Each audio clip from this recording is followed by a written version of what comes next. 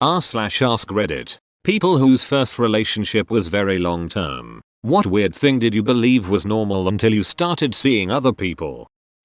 I texted my then new girlfriend about where I was and who I was with about every 30 minutes. After the third time, she told me that she didn't need to get updates on what I was doing, and to just let her know when I got home safe. I remember feeling almost a physical weight being lifted off my chest because I didn't have to worry about my girlfriend freaking out if I didn't update her. I learned what trust felt like that night. I am actually amazed at how many married couples are this way. I just thought it was common sense to trust your spouse is doing what they said they were doing. No point in being crazy until there is a reason to be. In the words of my shrink, worrying doesn't change the outcome. It applies in a lot of situations. Edit. I will forward all the gold and platinum to my therapist. I'm sure he would be pleased to know I spread his mind virus. Thanks. He had a birth defect which left him with 2 holes in the tip of his penis. I thought one was for pee and the other was for sperm. My next boyfriend was very confused when I asked him why he only had 1 hole. Edit. Thanks for all the medals. Whoa. I'm also embarrassed by how many people have read this. And since there's too many comments to reply to, but I kept getting asked, my school's sex ed program was separated by gender, so I only learned female anatomy. Dongs aren't pretty, so I never went out of my way to look at one up close until I met my boyfriend. Haha, this is actually funny. A lot of these responses are extremely dark. At the end of my dong is a hole, he declared. I've looked in the mirror, I've gazed and I've stared. I've glanced at the place on the pecker below, and that's how I know that I know that I know. My penis.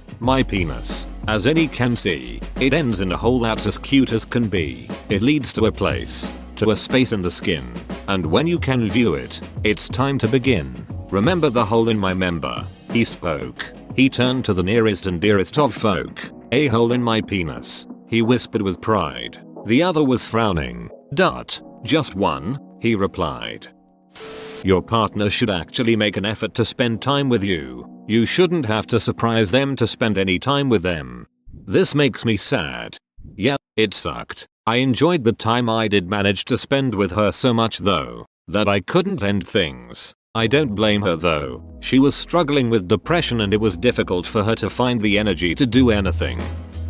That's some girls, in a relationship, don't like to kiss as often as others. I'm just talking about pecs when IGF gets home, etc. I always enjoyed a hello kiss, but I guess some girls don't. r/herpes free since 73. With a username like that I would have also been a little hesitant to get a peck. Why? They've literally said they haven't had an issue in almost 50 years. I would lick the side of my first girlfriend's face like a dog and she loved it. My second girlfriend slapped me when I tried it. Edit. My first gold. Thanks. I was not expecting so many people would relate to that. For me, you won the competition here. This taste is the taste of a GF. Giorno Giovanna.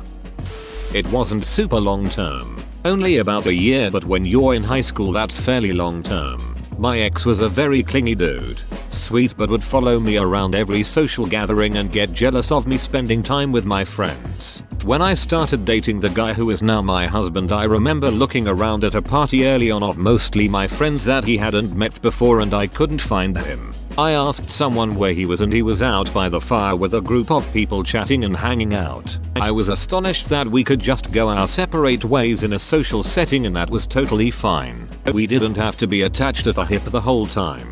Edit. When I say he would follow me around, I literally mean he never left my side. And these were parties and things where he knew everyone as well. At one point my friend was upset, so I went into a bedroom with her and another friend to talk to her, and within 5 minutes he came into the room, and even though this was obviously private, he just stood in there. And I did tell him multiple times that we didn't constantly have to be beside each other. If you and your partner like to hang out at parties, that's fine, but it was suffocating to me. He was jealous of my friends and complained when I would make plans with them. Honestly, we were young and he's probably a totally fine dude now. We were just not right together. As a clingy guy trying to not be, what would you say is the appropriate amount of time to be with your partner v friends at a party? Don't think of it as appropriate amount of time. If you are hanging out and chatting along with your girl, that's cool. But if you are just standing there while she is talking, that is being clingy. This is morbid, but I thought it was normal to argue every day. I thought all couples have their bickering and it was just a regular thing. I was astounded when I went into my next relationship and actually got on with the guy and went weeks and weeks without having any issues. It always felt like the bubble was going to burst. Goes to show, don't stay in a relationship just because you've already invested a ton of time. You get one life. Spend it with someone who makes you laugh every day. My parent relationship was like this. When I met my current partner, I told him I would never get married because I don't see the point in being stuck in an argument for the rest of my life. His response was, okay, well, if we communicate, I don't see why we would be always arguing. I didn't get it and didn't want to get into it. One day we were communicating and the conversation was intense. Not even arguing, raised voices. And he said, let's take a break from this. I'm feeling frustrated. And I just sat there dumbfounded like, what? You aren't gonna yell at me? Glad you found each other. People's love languages are all different. It's especially jarring when you have a lot of experience doing things a certain way, and then finding out that isn't what somebody else needs. It can take some work to figure out what's inherent to yourself and what was learned from your partner. This is super valid and I feel like it applies to other types of relationships too. Learning about different ways people express affection for each other and why they might do it that way was a big help for understanding my mom. For me, I express and understand affection by spending time with someone.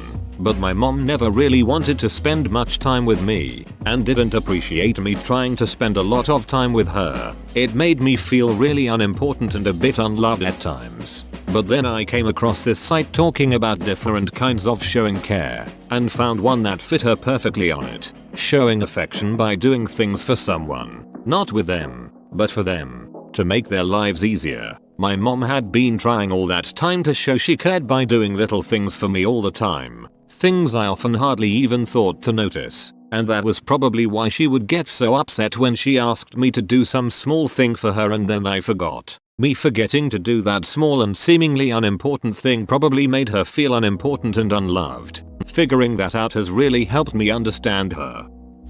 I thought most guys liked having their nipples played with because my first ex did. My second boyfriend was so confused when I started licking his titty lameo. Bro, I love when girls do this. My first girlfriend never did, so I didn't think it was normal. Then my second girlfriend did this and would also lick inside my ear when we were banging, which is like another G-spot, lol. I would never think of these things. I think most women inherently assume this because it feels good for their nipples to be played with. And I think a lot of relationships have a conversation somewhere along the lines of what you had with your second BF. She made me believe the old TV tropes of women never wanting sex. I had to work my ass off to get her to give me some action. The next girl I had was just ducking, amazed that I didn't just ask for it when I wanted it. The bewildered look on her face when she finally asked, you realize I'm horny too, right? Man, that hits too close to home for me. Hopefully not too close to home. That sex should last more than 45 seconds. I dated a guy for a year and never orgasmed once. He gaslit me into believing that the slight good feeling I felt, like 2-3 stages before coming, was what an orgasm was. I never understood why some girls were so into sex because it was so unsatisfying for me. The next guy I slept with showed me what orgasming actually feels like. Edit. For all of the people who are mad that I blamed him for not knowing what an orgasm is. I didn't share the whole story, BC. I didn't think I would have to. Yes, gaslit was the right term to use because he literally yelled at me when I finally admitted I didn't think I had ever had an orgasm. He told me that I definitely hadn't, made me think that I was crazy. He even told me while we were ducking when I was orgasming, BC. He said guys could feel it and tell. He also told me I was a squirted despite any squirting to prove this. He literally left me so confused until I hooked up with a close guy friend and he made me realize it wasn't me. He actually told me once, if you want it to feel good for you, you have to be on top and set the rhythm for what works for you. Keep in mind, I was 18 and naive and inexperienced. He was 36 and totally took advantage of that. Editing this since it is getting misunderstood. The point I was making was that he would be done in seconds and he'd put the blame on me for not getting any enjoyment out of it. That every time was essentially a quickie, almost a whole decade of nothing but 5 thrusts and then blast off. After that relationship ended, I felt like Jasmine on a magic carpet ride. A whole new world. Peter, we just had sex. Tell N Bonnie. Yes, we had what Joe considers sex. Same. At first I thought his personality made up for it, but I was wrong about that too, lol. My first GF used to squirt. Open bracket. Nothing to do with me. That's just how she was. After say 5 minutes of foreplay she'd be squirting all over the place. And then for the rest of the session she'd be extremely wet. Fast forward to my next relationship. I was like, damn, you broke. Was fingering her profusely, doing all sorts of things, and was getting frustrated because I thought she wasn't into me, or I was doing something wrong. Edit. Goodbye inbox. Also, yes, okay, I get it. It's pee. It didn't smell like pee. And or look like pee, but whatever, it's pee. But it was also almost 17 years ago. We still talk to this day though, so I must send her over and let her know that her PP is internet famous. I found out I was a squirter years after dating people. Started for me when I was like 24. 22 for me. The guy just asked if I was. I said no. He tried and voila, it would not have crossed my mind at that point. I tried to change her. That was my emotional insecurity. My bad, Melissa. You're not my ex. But my name is Melissa. I still have to regularly deal with my ex, who maintains that I alone was the cause for the demise of our relationship. Seeing this was weirdly cathartic. I'm a Melissa too, and I understand this, and have lived this. A lot of girls like to duck. I left a GF of 3 years. A girl I thought I was going to marry over this. She just had an almost zero sex drive. Even from the beginning, she thought 3-4 times a year was plenty. In the end, I decided life was too short to have sex once every 4 months and dealt with over a year of heartbreak, instead of a lifetime of craving sex I wouldn't get. Before I left, I remember trying to soothe myself with, hey, once you are like 70, it won't even matter. My ex-husband always turned me down when I wanted sex. We only had sex when he wanted, once or twice a year. Just a SFW remark. Her father hating me. I just thought this was normal. But in the subsequent 3 relationships, last one turning into a marriage and family, the parents were kind and I couldn't believe that is possible. Sorry, I don't have any NSFW things. All the girls were very open to experiments.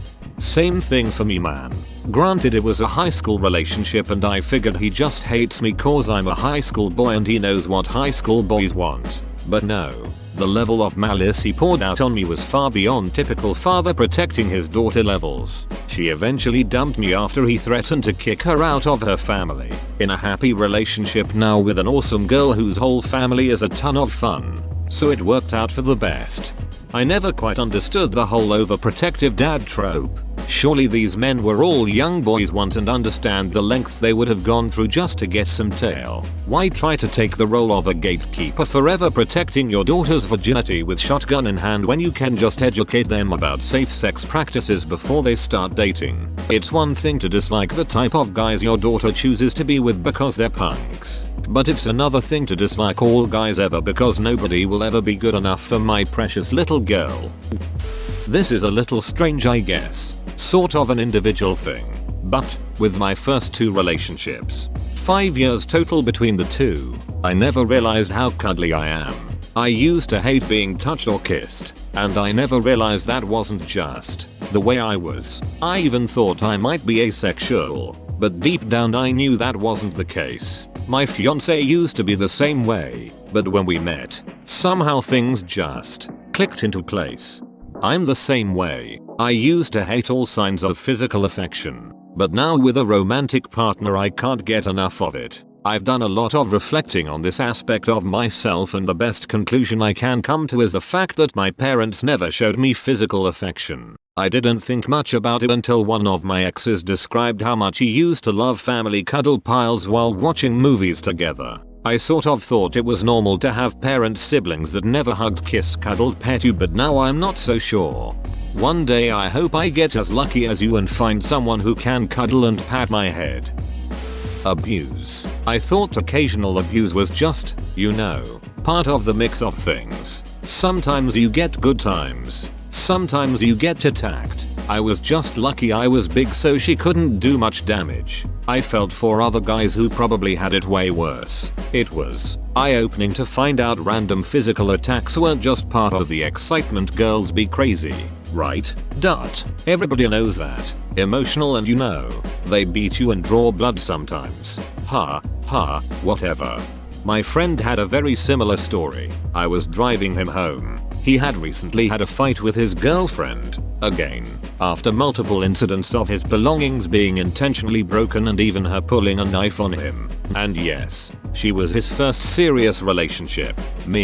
I'm sorry, but you really need to get out of this. This isn't okay. Him. Well, sometimes this stuff happens. No relationship is perfect. My parents fought all the time and still stuck together. You gotta work on it. My mom got punched by her ex-husband exactly once and divorced him over it. 2 years later she met my dad. And in the following 35 years they've barely even raised their voices against each other. He got real quiet. Ultimately he moved to another city to cut off contact from her completely and is a changed person now. A lot happier. Glad you talked to him. So many wouldn't. So many don't feel like they can or that's it okay. And so many people would get offended or wouldn't listen if you did talk. Glad you talked to him. My ex put her happiness on me, making it my responsibility. Would demand I stay around and cut my work hours back and then be upset when we wouldn't have money to go out. Every time I would try and leave I was coerced with sex to stay. Because I was young and stupid. After 8 years I had enough. I moved 5 states away. Had a chain of bad relationships that ended. Took some time to work on myself and I am now engaged to an amazing woman I can communicate with, share feelings about issues and who values a healthy relationship. Damn, you went straight to polygamy. Good on you, dude. I straight up snorted, I won't even lie. Being cowed into an open arrangement equals normal. Him introducing me to friends while hanging out or going to parties and then him telling me later in the evening after the ice had broken that they were actually the girl's. He was ducking. Capitulating to his insistence that we continue to hang out even though I was uncomfortable with knowing this new information. Equals normal. Him making unwelcome and uncomfortable comments to other women I was friends with in front of me to attempt to orchestrate threesomes that I was not okay with. Equals normal. If you love me, you'll chase after me. Equals normal. If you love me, you'll leave FaceTime up at all times so I can see what's going on in your dorm. Equals normal. If you love me, you will not show any sad or mad emotion because it ruins my mood. Equals normal. And let me guess, he wanted to keep you chained up so you wouldn't cheat on him? Sounds like a piece of shit who uses terminology to excuse himself. As someone who's definitely somewhere on the poly spectrum, I find it completely abhorrent. Part of wanting freedom to play around is having to have restraints and making sure everyone also wants it and isn't just permissive but happy about it. Porn is not a documentary. Being used as a sex doll, contorted into uncomfortable positions, and pounded until you bleed, can't stand up, or just break down crying from the pain isn't normal. Nor is anal sex a necessity. We were both virgins and he had major porn brain. I thought I was bad at sex and would never be able to have a positive experience with intimacy until I finally left him and was with my second boyfriend. I'm okay now. But wow, was that a horrible person to lose my virginity to. The first and second time I had sex, I was in so much pain, crying during sex, bled for days afterward. The third time, I tried with a different guy. When he came over, I had paper towels ready next to the bed because I thought for sure I was going to bleed. I ended up dating that guy for about 4 months, and never felt any pain or bled at all during sex. One time I told him to stop, and he immediately pulled away. And I was expecting him to not stop like the first guy did. I was really surprised. It completely opened my eyes to how sex is supposed to be and how much that first guy messed me up. First guy who didn't stop when told to stop equals rapist. Suicide threats, black eyes, self-harm manipulation, social media and phone stalking rights, remove female friends from social media plus life. Sex is a currency. Must respond to texts within 20 minutes or the result is one or more of the above. Finally got out of that one after 3 long years. Learned a whole lot. Helped to build my now very strong relationship though, so hey, take the positive and leave the rest, am I right? Wow, we must have had the same ex. Glad you got out of that situation. It's a stressful trap to say the least. Psychological abuse. I have a physical reaction now when my current partners are nice to me when I do something he would have berated me for hours and locked me in my room for. Like, I get a panic attack because my partners are nice to me when I drop a glass, or got laid off, or forgot to unload the dishwasher, and then they don't bring it up every time they're irritated with me. My ex was still yelling at me 14 years later for shit I did when we first started dating. Shit like I forgot to pick up his laundry from the floor or bought the wrong brand of bacon. At the end there, the lectures lasted hours as he recounted 14 years of offenses. My current partners, they don't throw shit in my face that I did the day before. The dissonance is crazy. I knew the other abuse wasn't normal, but my stepdad is the same way with my mom, so I had no idea. I just thought it's how men are. Don't know. Never saw anyone else. Married her. Edit. As a neat side effect, we do tons of stuff I am sure other people would think is really weird. Thank you for this glimmer of happiness in an otherwise depressing thread. My ex basically taught me that it wasn't okay for me to be upset about things. Every time I would get my feelings hurt, even when I was upset about something completely unrelated to him, it was somehow flipped around, so I ended up reassuring and comforting him. That shit really messed me up, and I basically had to relearn how to be vulnerable with myself. He also had a very solid plan of how he expected me to live my life. Basically his main goal for me was to have kids and be a good housewife. Yikes. On the bright side, nowadays I'm happily engaged and my fiance treats me with so much love and respect. He's supportive of my dreams and we are able to lean on each other in times of hardship. Actually thinking about the future was a big thing. Since we got together in high school, there always seemed to be this idea in the back of my head that this was going to end eventually, and because of that I never really looked at anything like a future together. When we graduated it was just too comfortable to break up, and even though things were fine enough to stay, it was a drag that never ended because I just never really thought of them as the person I wanted to be with forever. It's hard to say when exactly I stopped loving her, but it was a relationship of comfort and convenience more than anything. And when she eventually cheated on me and broke us up, it was still just so easy to get back together on and off after that I could feel myself falling back into a commitment I didn't want to be a part of. Now it's wild to actually think about a future with my partner. I genuinely look forward to stuff like maybe living together, or getting married and seeing the world and all that romantic stuff. Before everything was more or less convenience. But I had no idea how great it was to actually look forward to potential life events with someone else.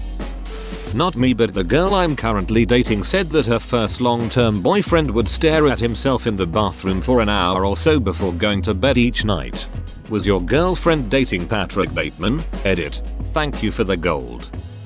Whoa, you made it to the end? You're a ducking beast. I'll cut you a deal. Smash like and subscribe for more curated content, bruh. It's free and that's a great price.